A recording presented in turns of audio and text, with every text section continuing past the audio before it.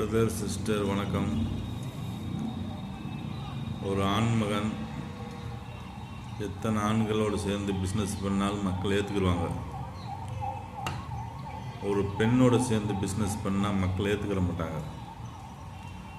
நாம் பெண்கள் வகுத்தில் உருவாகிருக்கலாம்,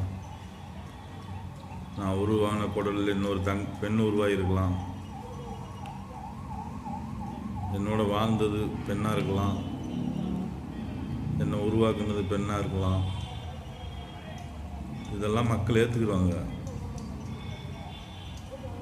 ஆனால் ஒரு பெண்ணோட ஒரு ஆண் சேர்ந்து பிஸ்னஸ் பண்ணால் மக்கள் ஏற்றுக்கிற மாட்டாங்க.